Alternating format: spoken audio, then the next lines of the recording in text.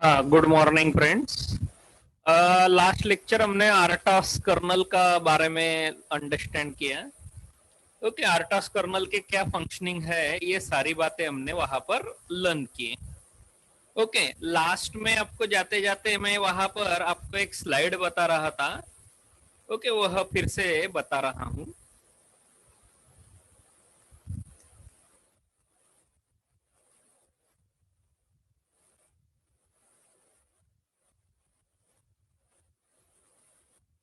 कि हम इस स्लाइड को देख रहे थे, लेकिन इससे पहले हमने ये टास्क के स्टेट्स लर्न किए।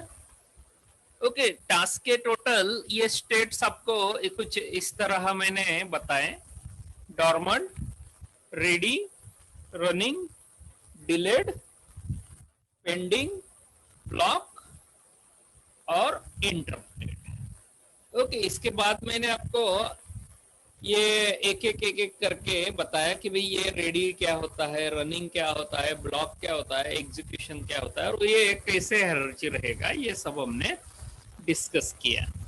अभी इसमें प्रायोरिटी भी रहती है। ये जो प्रायोरिटी है, ये प्रायोरिटी अगर आप असाइन करते हो तो प्रायोरिटी असाइन करते समय ये यहाँ पर इसका नरेशन कुछ इस तरह रहता है। ओके, तो अभी मुझे ये डिस्कस करवाना था आपको। तो जनरली देखिए, अगर आप यहाँ प्रायोरिटी देना चाहते हैं टास्क को, तो टास्क की प्रायोरिटी यहाँ आप 0 से लेकर 255 तक दे सकते हो। तो प्रायोरिटी देते समय आप यहाँ 0 से लेकर 255 तक अगर देंगे तो 0 को हाईएस्ट प्रायोरिटी रहेगा और 255 को लोएस्ट प्रायोरिटी रहेगा। यह साइकिल के फॉर्म में आपको यहाँ बताया है। ओके, जैसा टाइमिंग डायग्राम रहता है ना, तो उस हिसाब से यहाँ पर टाइमिंग साइकिल्स के फॉर्म में आपको यहाँ शॉर्ट किया है। तो देखिए, फर्स्ट स्टेप रहेगी step state of task ready list. Okay, इसमें आपको दिया है टास्क 1, टास्क 2, टास्क 3, 4, 5 और उनकी प्रायोरिटी भी देके रखी है। प्रायोरिटी है 70, दूसरे की प्रायोरिटी है, सेकंड की प्रायोरिटी है 80, थर्ड की है 80, फोर्थ की है 80 और फिफ्थ की है 90। अभी whenever you are going to set the priority in this fashion, that time here the task RTOS kernel will manages all these tasks according to the priority. Those who have highest priority will be first and those who have lowest priority will be last. Now in case by mistake, in case अगर आपसे एक ही priority number दो या multiple को अगर दिया गया, तो नो डाउट ऐसी सिचुएशन अगर अराइज हो गई तो भी यहाँ पर ऐसी सिचुएशन टैकल करने के लिए आरटॉस यहाँ पर आरटॉस का जो कर्नल है वो कर्नल वहां इनफ रहेगा. He will handle everything. So that's why in first step you will see state of task ready list.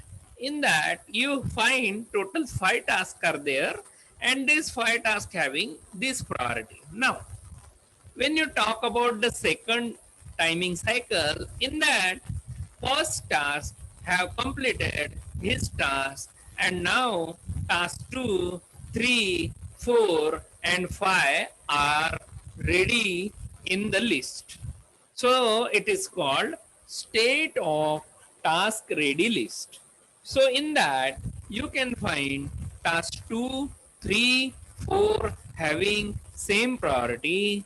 So that's why here whenever RTOS kernel will see here these three are having same priority.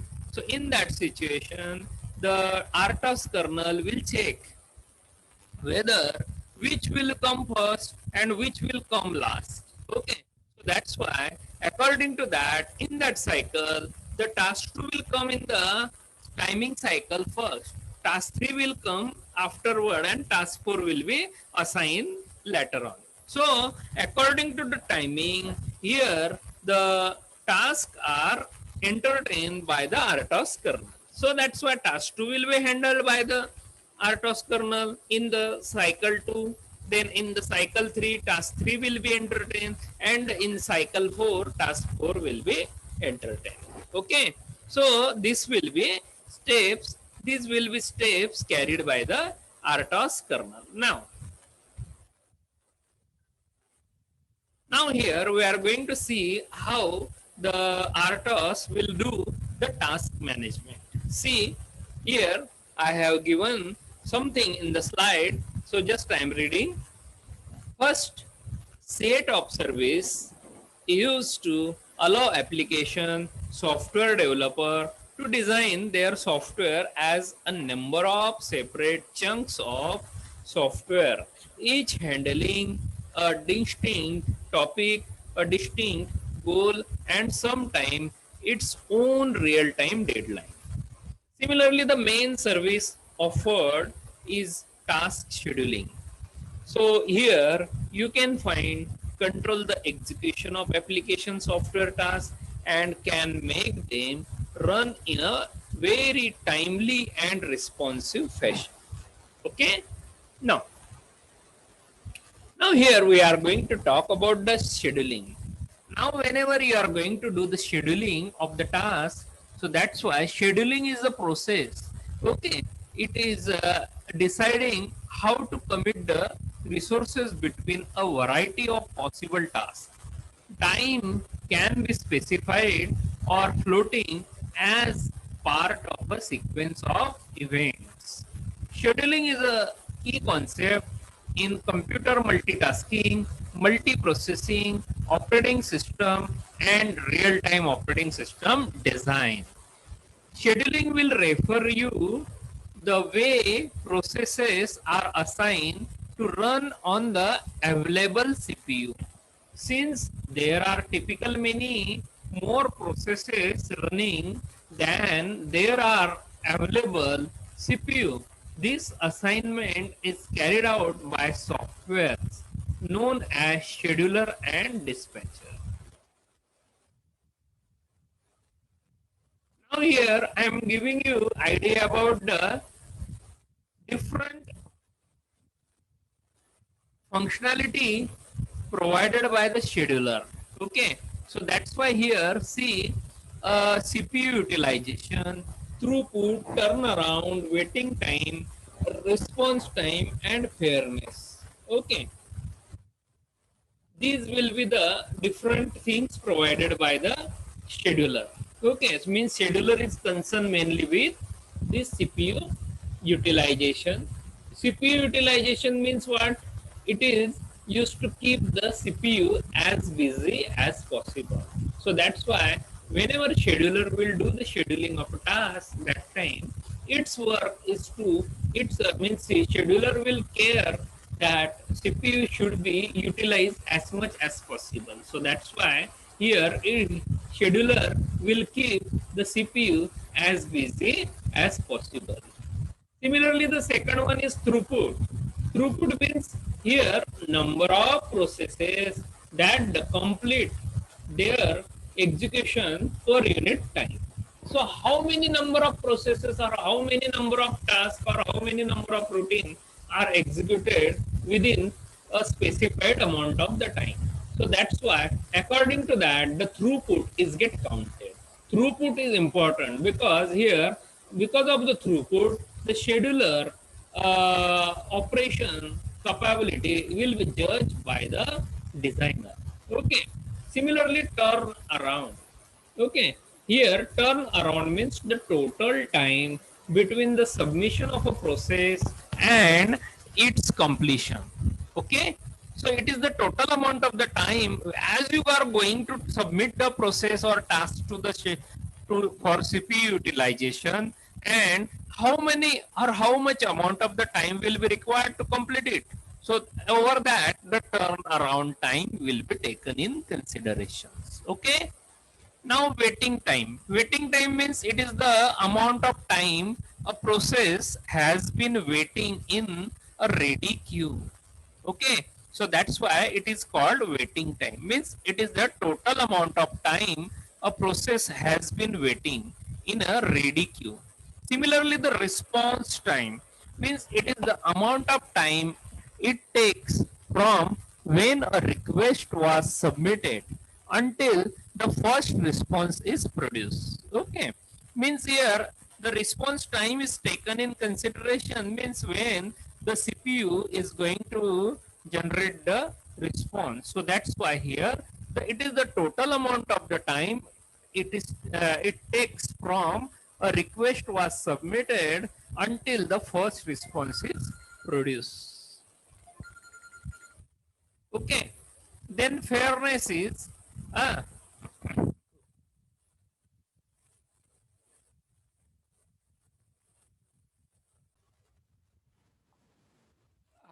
last is fairness.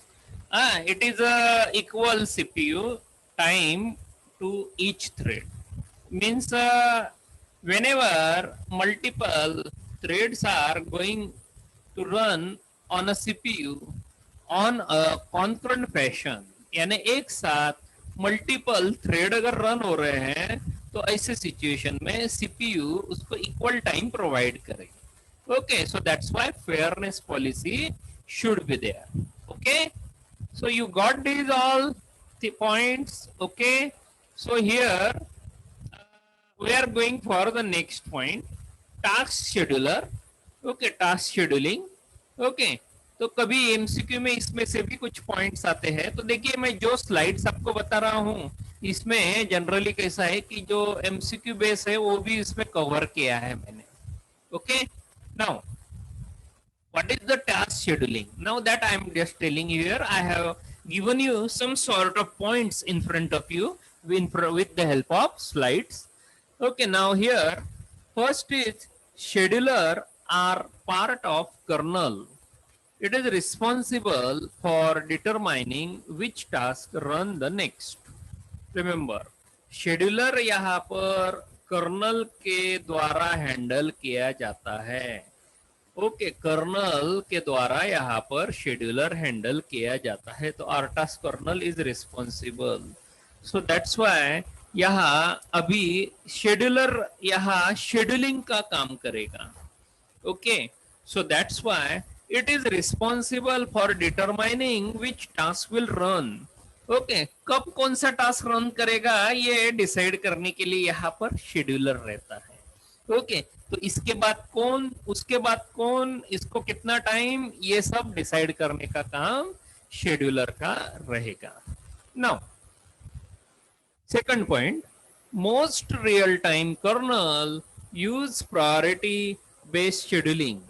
Okay, तो बहुत सारे ऐसे जो colonel रहते हैं RTOS में कि वो priority based scheduling carry out करते हैं.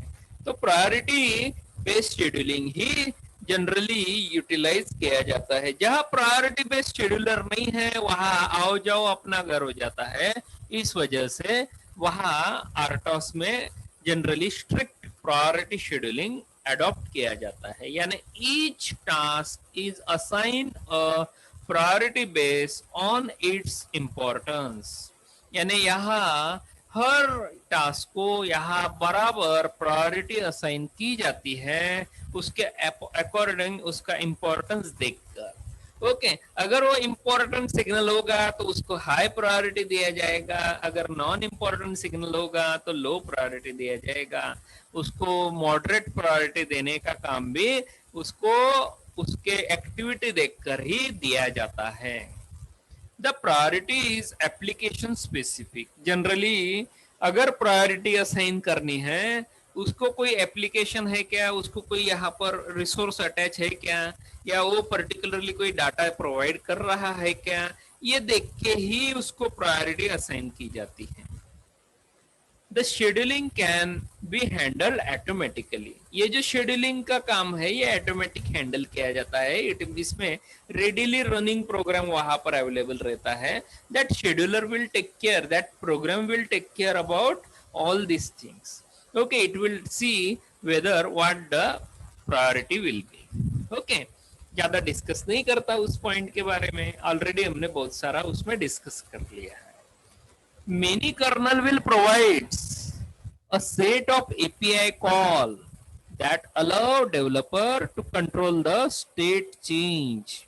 Okay, याद रखिए यहाँ पर API call that allow developer to control the state change, यानी कैसा कि कर्नल के द्वारा आपको यहाँ पर फैसिलिटी प्रोवाइड की जाती है कि आप यहाँ पर उसको प्रॉपरली मैनेज करो.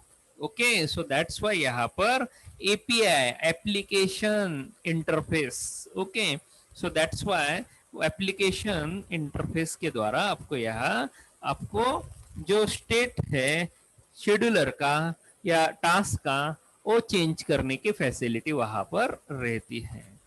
सिमिलरली यहाँ पर मैन्युअल शेड्यूलिंग भी अवेलेबल है. अगर आपको लगता है कि भाई इसको पर्टिकुलरली ये टास्क मेरे को अभी रन करवाना है इमीडिएट, तो आप उसे वहां पर high priority, low priority, moderate priority provide कर सकते हो ना.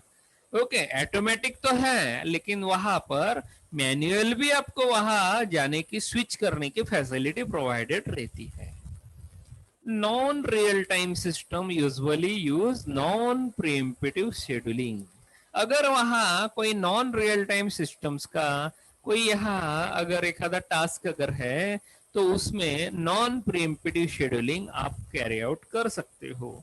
Once a task start executing it complete its full execution, यानी नॉन प्रीएम्प्टिव में यानी वहां पर सॉरी नॉन प्रीएम्प्टिव शेड्यूलिंग यानी नॉन मास्केबल, जैसा नाम आपने सुना होगा. ओके, नॉन मास्केबल यानी उसको कोई वहां मास्क नहीं कर सकता है, उसको कोई वहां उसकी सर्विस डिनाई नहीं कर सकता है. ओके, तो इस तरह आप उसे नॉन प्रीएम्प्टिव नाम उसे दे सकते हो. ओके, तो नॉन प्रीएम्प्टिव में उसमें अगर एक आधा टास्क अगर स्टार्ट हो गया, वंस अ टास्क स्टार्ट तो executing it complete its full execution. Most RTOS perform priority based pre-emptive task scheduling. तो जितने भी बहुत सारे RTOS वहां मार्केट में अवेलेबल है या आप जो भी RTOS लर्न कर रहे हो उसमें प्रायोरिटाइज वहां प्रीएम्प्टिव टास्क शेड्यूलिंग रहता ही है. Basic rule for priority based preemptive task scheduling is high priority task that is ready to run will be the task that must be running. Okay, so high priority task अगर मैं यहाँ कह रहा हूँ तो उसको ready to run यहाँ पर उसको आप शेड्यूलिंग कर सकते हो. It will be the task that must be running. Okay, it will be the task that must be running. अटक गया क्या? मेरे ख्याल से ब्लॉक हो गया क्या? ओके, आ गया लगता. एक मिनट है, मैं उसको स्टॉप करा रहा हूँ.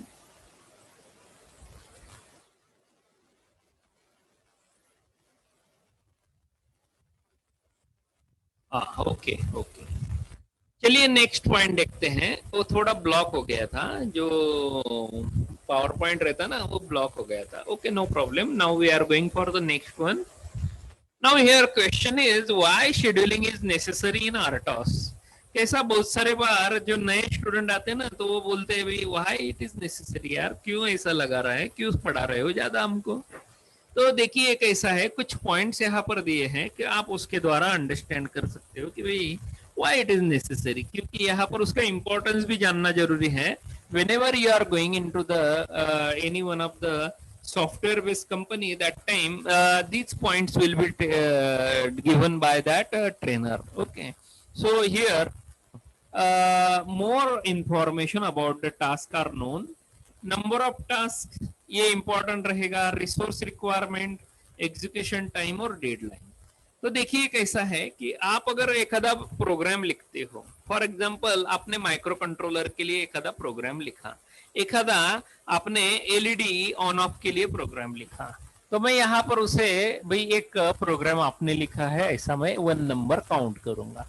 तो उसमें अगर आप 60 स्टूडेंट हो, 30 स्टूडेंट हो, तो वहां पर number of task, for example मैंने हर एक को कहा कि भाई आप एक छोटा प्रोग्राम मुझे लिख के दीजिए. तो किसी ने एलईडी के लिए लिखा, कोई किसी ने एलईडी ऑन ऑफ, किसी ने एलईडी रनिंग के लिए लिखा, किसी ने एलसीडी के लिए लिखा, किसी ने स्टेपर मोटर के लिए लिखा है। तो मेरे पास नंबर ऑफ प्रोग्राम हो गए, तो मैं यहाँ पर कहूंगा भाई मेरे पास नंबर ऑफ टास्क हो गए। सो that's why the number of task जब मुझे यहाँ पर अवेलेबल है, तो मैं यहाँ पर एक अगर सॉफ्टवेयर बनाना चाहता हूँ तो मेरे पास सॉफ्टवेयर में मैं ये सभी छोटे छोटे छोटे जो प्रोग्राम है उसका गैदरिंग कर लूंगा ना, और उसके अकॉर्डिंग मैं वहां उसको एग्जीक्यूट करने जाऊंगा। ओके, सभी ने यहाँ पर प्रोग्राम लिखा है, और वो प्रोग्राम लिखते समय शायद किसी के कॉन्सेप्ट मैच हो गए, शायद किसी के कॉन्सेप्ट मैच नहीं हुए, यानी किसी ने एलईडीज के लिए लिखे हैं, किसी ने स्टेपर मोटर के लिखे हैं। तो जो स्टेपर मोटर के लिए लिखे हैं या एलईडीज के लिए लिखे हैं उनके सेम सिमिलरिटीज कॉन्सेप्ट हो गए, बराबर। Getting everyone? Now here number of task, उसके अकॉर्डिंग हम उसको काउंट करें। सेकंड आता है यहाँ पर रिसोर्स का रिक्वायरमेंट। रिसोर्स बोले तो क्या, रिसोर्स बोले तो यहाँ उसे कहा जाता है इनपुट या आउटपुट, या आप उसे मेमोरी भी कह सकते हो, या एखादा एक्सटर्नल पेरिफेरल डिवाइस भी कह सकते हो। तो वो रिसोर्स कहलाता है। तो जो भी रिसोर्स आपके प्रोग्राम को रिक्वायर्ड है, फॉर एग्जांपल इसी ने, एक लड़के ने, पहले लड़के रोल नंबर ने लिखा है एलईडी के लिए प्रोग्राम, लेकिन उसने प्रोग्राम लिखा है, एलईडी कहा है उसके पास, तो एलईडी मैं प्रोवाइड करूंगा ना। सो दैट्स व्हाई वो आ गया रिसोर्स। सो दैट्स व्हाई उसकी रिसोर्स रिक्वायरमेंट हो गई। उसने सिर्फ प्रोग्राम दिया है, उसको एलईडी रिक्वायर्ड है तो एलईडी देंगे, एलसीडी रिक्वायर्ड है तो एलसीडी प्रोवाइड किया जाएगा, स्टेपर मोटर प्रोवाइड किया जाएगा, या कोई अदर वहां पर ड्राइवर अगर रिक्वायर्ड है तो ड्राइवर प्रोवाइड किया जाएगा। तो ये प्रोविजन यहाँ पर रिसोर्स रिक्वायरमेंट के अंडर सेटिस्फाई की जाती है। Getting got it everyone? Now execution time. Execution है बोले तो एग्जीक्यूशन ऑफ स्पेसिफाइड टास्क या स्पेसिफाइड प्रोग्राम। ओके, तो एग्जीक्यूशन टाइम यानी how much amount of the time will be required for you. So with in that stipulated time the scheduler will give the time, or RTOS will provide a time, and within that stipulated time you want to complete that task. So that's why अगर आपको particular time में ही काम करना है तो उसको हमने कह दिया भाई ये आपको डेडलाइन दे दी, यानी आपको 5 मिनट दे दिए, 5 मिनट आपका डेडलाइन हो गया। सो दैट्स वाई यहाँ डेडलाइन भी इंपॉर्टेंट रहेगी RTOS। Being a more deterministic system, better scheduling algorithm can be devised। यानी अगर आपको अच्छी से अच्छी यहाँ पर शेड्यूलिंग का अल्गोरिथम यहाँ होना है तो अच्छी डिटर्मिनिस्टिक सिस्टम वहां पर आपके द्वारा डिजाइन करना जरूरी है, और आपको वो पर्टिकुलरली उतना विजन रहना जरूरी है कि मैं यहाँ पर इस विजन के द्वारा यहाँ पर ये शेड्यूलिंग अल्गोरिथम वहां डिजाइन कर रहा हूं, उतना आपको उतनी फ्यूचरिस्टिक विजन रहना चाहिए। ओके, नाउ अभी मैं यहाँ पर कुछ अप्रोचेस बताने वाला हूँ। तो जनरली कैसा है कि when we are going to write the algorithm for the scheduler, that time we वे consider this sections, this point. कैसा है कि आप यहाँ पर जो शेड्यूलिंग एल्गोरिथम राइट करने वाले हैं तो वो शेड्यूलिंग एल्गोरिथम आप किस तरह डिजाइन करने वाले हैं, कि वो क्लॉक के ऊपर ऑपरेट होने वाला है, या कोई एखादे वेट के ऊपर ऑपरेट होने वाला है, या एखादी प्रायोरिटी के ऊपर ऑपरेट होने वाला है। आप कैसे उसे ऑपरेट कराना चाहते हो, आपको कैसे यहाँ पर उसको हैंडल करना है।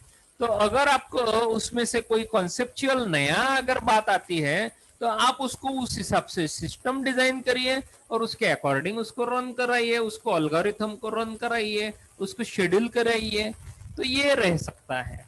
तो इस वजह से डिजाइनर ने यहाँ पर अलग अलग अप्रोचेस यहाँ पर प्रोवाइड किए हैं। सो दैट्स व्हाई पहला आता है क्लॉक ड्रिवन शेड्यूलिंग, दूसरा आता है वेटेड राउंड रॉबिन शेड्यूलिंग, और थर्ड आता है यहाँ पर प्रायोरिटी बेस्ड शेड्यूलिंग। तो आप देखिए यहाँ पर आपको किस तरह की शेड्यूलिंग एल्गोरिथम राइट करना है। कैसा है कि आप यहाँ पर न्यू कमर हो तो मैं यहाँ पर न्यू कमर के हिसाब से ही यहाँ पर ट्रेनिंग प्रोवाइड कर रहा हूँ, because I am embedded trainer. So that's why as I am an embedded trainer, I am giving you idea about how you can how you can do the scheduling of your algorithm. Okay, आपको programme कैसे run करना है that you will decide. Okay, so that's why आप उसको उस तरह के approach apply कर सकते हो. Okay, so that's why मैं यहाँ पर पहला बताने जा रहा हूँ clock driven scheduler. Okay, so that's why clock driven क्या होता है. क्लॉक ड्रिवन यहाँ पर देखिए, मैं यहाँ पर कुछ पॉइंट्स यहाँ पर आपको बता रहा हूँ, तो पॉइंट्स के द्वारा मैं यहाँ पर उसमें एंट्री कर रहा हूँ.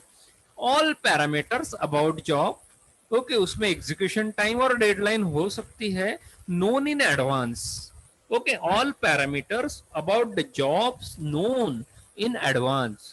यानी आपको ये पता है कि भाई इसमें कौन कौन से पैरामीटर मेरे को रिक्वायर्ड है, मैं इस पैरामीटर को कब यहाँ पर यूज करने वाला हूँ, और उनको यहाँ पर मैं उसमें कैसा उसे यूज करने वाला हूँ. ये सारी बातें आपको आपको सभी जानकारी है, आपको सब पता है कि भाई यहाँ पर मैं एलईडी ऑन ऑफ कराने वाला हूँ, तो एलईडी कितने हैं, 1 है, 2 है, 8 है, 4 है, ये आपको पता है. और उसको कितना करंट रिक्वायर्ड है और उसको कितना वोल्टेज रिक्वायर्ड है, अकॉर्डिंग टू उसको कितना पर्टिकुलर टाइम के लिए आपको उसको ऑन रखना है, आपको किसने पर्टिकुलर टाइम के लिए ऑफ रखना है. ओके, फिर बाद में आपको वहां पर रोटेट कराना है कि आपको उसको कोई उसके एक्शन चेंज करानी है.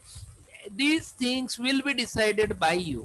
Okay, so that's why all parameters about jobs are known to you in advance. यानी आपको पता है, आप यहाँ पर उस हिसाब से उसको शेड्यूल करने वाले हैं. Schedule can be computed offline or at some regular time instant also. Okay, आपको अगर ऐसा लगता है भी scheduling can be computed on offline, आप उसको जो शेड्यूलिंग हो रहा है वो ऑफलाइन कंप्यूट कर लो. ओके, आप या आप उसे रेगुलर टाइम इंस्टेंस के द्वारा भी आप उसे वहां डिफाइन कर सकते हो.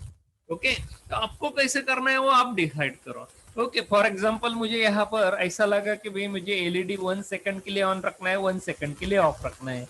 ओके, तो मैं उसे ऑफलाइन यहाँ पर कैलकुलेट कर लूंगा और उसके अकॉर्डिंग मैं यहाँ उसको शेड्यूल कर दूंगा कि भाई इसको 1 सेकंड रिक्वायर्ड है, तो 1 सेकंड कैसे आएगा, तो 1 second who will provide that 1 second. So that's why उसको उस अकॉर्डिंग यहाँ पर टाइमर यूज करना है या इंटरनल प्रोग्राम यूज करना है, that will be decided by you. Okay, then at some regular time instant, या आपको कोई रेडिली टाइमर है, आपके पास कोई यहाँ पर रेडिली टाइमर प्रोवाइडर है, या आप कोई यहाँ पर external timer counter IC use कर रहे हैं कि वो आपको जितना टाइम रिक्वायर्ड है उतना टाइम इंस्टेंस आपको प्रोवाइड करने वाला है. तो ये सारी बातें आपको शेड्यूलर में अंडरस्टैंड करनी है. So that's why we are going for this first point, clock driven scheduling. Then minimal time run time overheads. Okay, अगर मिनिमल टाइम अगर उसमें रिक्वायर अगर आ गया तो उसमें कोई ओवरहेड आ सकता है क्या. यानी कैसा है कि मिनिमम टाइम अगर उसमें अगर होगा तो कहीं वहां डाटा का लैप्स तो नहीं होगा. डाटा का लैप्स भी होने के चांसेस है. यानी कैसा, पहला डाटा गया कि उसमें दूसरा डाटा आता है, दूसरे डाटा के बाद थर्ड डाटा आता है, तो ऐसे सिचुएशन में वहां एग्जीक्यूशन टाइम, कन्वर्शन टाइम, ये भी आपको वहां पर देखना पड़ेगा. एलईडी को ऑन होने के लिए कितना समय लग रहा है, ऑफ होने के लिए कितना समय लग रहा है. ओके, ये सारा आपको उसमें कवर आउट करना पड़ेगा. ऐसा ना हो कि वो ऑफ होने से पहले दूसरा डाटा आए तो इमीडिएटली वो ऑफ दिखाई ना दे. Okay, so that's why minimal run time overhead आपको वहां चेक करने पड़ेंगे. Not suitable for many application. Okay, यह जो क्लॉक ड्रिवन सिस्टम है, यह क्लॉक ड्रिवन सिस्टम बहुत सारे ऐसे एप्लीकेशन है कि उसको सुटेबल नहीं है. ओके, तो ऐसी सिचुएशन भी आ सकती है. Then weighted round robin. Weighted round robin यानी क्या, job is schedule in first out manner. Okay, यानी यहाँ पर जो टास्क है, टोटल नंबर ऑफ प्रोग्राम आपने लिखे हैं, टोटल नंबर ऑफ सबरूटीन आपने लिखी है, आपको उसको शेड्यूल कराना है. तो शेड्यूल कराते समय यहाँ आपको शेड्यूल कराते समय first in first out rule apply करना पड़ेगा. यानी जो पहला आया था वो पहला जाएगा. ओके, सो दैट्स व्हाई यहाँ यह स्ट्रेटजी, यह प्रिंसिपल आपको एडॉप्ट करना पड़ेगा।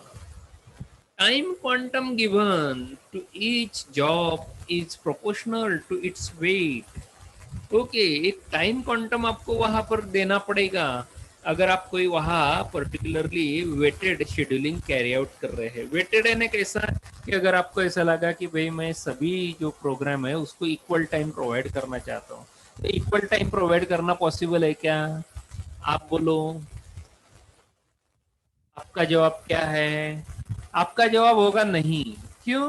क्योंकि आपने ऑलरेडी देखा है ना, आपको पता है एलईडी ऑन ऑफ के लिए on off on off on off. लेकिन अगर आप वही टाइम पीरियड अगर स्टेपर मोटर को देंगे, तो स्टेपर मोटर में फॉरवर्ड मूवमेंट होगी या रिवर्स मूवमेंट होगी, तो ऐसी सिचुएशन में आप अगर दोनों प्रोग्राम के लिए इक्वल टाइम अगर प्रोवाइड करेंगे तो पॉसिबल होगा क्या उसका एग्जीक्यूशन? आपका आंसर है नहीं। क्यों? क्योंकि एलईडी ऑन ऑफ दिखाई देगा, लेकिन वहां पर अगर स्टेपर मोटर का टाइम पीरियड वहां step on step of step on step of, और उसमें वहां पर एंगुलर मूवमेंट अगर 120 डिग्री या 150 डिग्री का अगर होगा, तो 150 डिग्री जाने के लिए कितना समय लग रहा है, 150 डिग्री रिटर्न आने के लिए कितना समय लग रहा है। तो ये सब कैलकुलेशन होगा, उसके ऊपर आपका टोटल शेड्यूलर टाइम वहां पर डिसाइड होगा। तो इसलिए याद रखिए, वेट बताता है कि भाई किस पर्टिकुलर प्रोग्राम को आपको कितना समय देना है। ओके, और वो समय वहां, वो पर्टिकुलर टाइम वहां कंप्लीट होता है या नहीं, ये भी उसमें देखना है। Example use high speed switching network. Okay, QoS guarantee. Okay, एक एग्जाम्पल दिया है भाई, समझ में आया तो देखो, नहीं तो मैंने ऑलरेडी एग्जाम्पल ऑलरेडी दे के आया। Okay, it is not suitable for precedence constraint job. Okay, अगर आप कोई प्रेसिडेंस दे रहे हैं, प्रेफरेंस दे रहे हैं, अगर आपको कोई, अगर आपको ऐसा लगा, देखिए एग्जांपल दिया है, job A can run only after job B, no point in giving time quantum to job B before job A. यानी ऐसा नहीं करना कि भाई जॉब ए के बाद जॉब भी रन करवाना है, लेकिन अगर किसी को ऐसा लगा कि भाई जॉब भी पहले रन करवा लेते बाद में जॉब भी ए रन करवाएंगे, ओके, तो ऐसा नहीं, वहाँ ये फैसिलिटी आपको वहाँ अवेलेबल नहीं रहेगी। इस वजह से यहाँ शेड्यूलर इस तरह प्रोवाइडेड है। लास्ट आता है priority.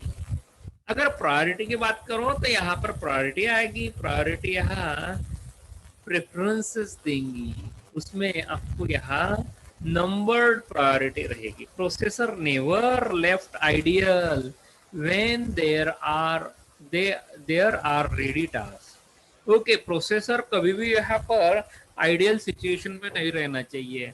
Okay, so that's why first of all you should take care of take care of take care of these things whether all the tasks are in ready situation।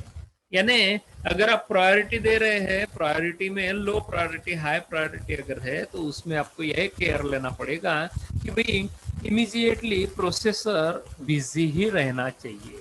ऐसा नहीं कि वहां पर वो priority की वजह से उसमें वहां वो रिसोर्सेस के लिए वेट करे। ओके, सो दैट्स व्हाई ये केयर आपको लेना है।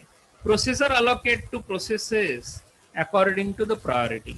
ओके, प्रोसेसर वहां पर हर एक जो टास्क है या प्रोसेस है उसको प्रायोरिटी वाइज ही लेगा।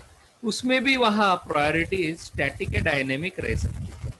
ओके, स्टैटिक यानी आप डिजाइन टाइम उसको डिफाइन कर दो ऑलरेडी, या आपको रन टाइम देना है। ओके, बहुत सारे बार हम यहाँ डिजाइन टाइम ही प्रायोरिटी दे देते हैं, लेकिन अगर कैसा किसी को ऐसा लगा कि भाई वो मुझे रन टाइम देखना है, रन टाइम क्या होता है, अगर मैं चेंज कर लूँ इसकी प्रायोरिटी को, मुझे यहाँ पर इसका प्रेफरेंस ज्यादा पहले देना था, ये अगर वहाँ प्रॉब्लम अगर आ गया तो वैसा उस हिसाब से आप वहाँ पर प्रायोरिटी भी दे सकते हैं। ओके,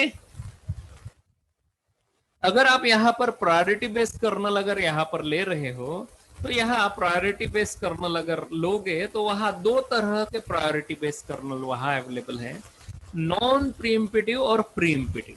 ध्यान रखना, प्रीएम्पिटिव और नॉन प्रीएम्पिटिव कर्नल है, देखते हैं चलते हैं। ओके, आई थिंक वीडियो का टाइम ज़्यादा बढ़ रहा है, मैं इसको नेक्स्ट लेक्चर में कवर करूँगा. सो that's why I am now terminating this video. Okay, so that's why अभी इस वीडियो को यही ऑफ कर देता हूँ. ओके, नेक्स्ट वीडियो में और डिस्कस करेंगे प्रायोरिटी बेस्ड कर्नल का. Okay, so thank you very much for watching this video. I hope you have taken interest in this video. So try to like and share this video, as well as give your attendance in the comment box with your roll number and name. Okay, so thank you very much. Bye for all. Thank you.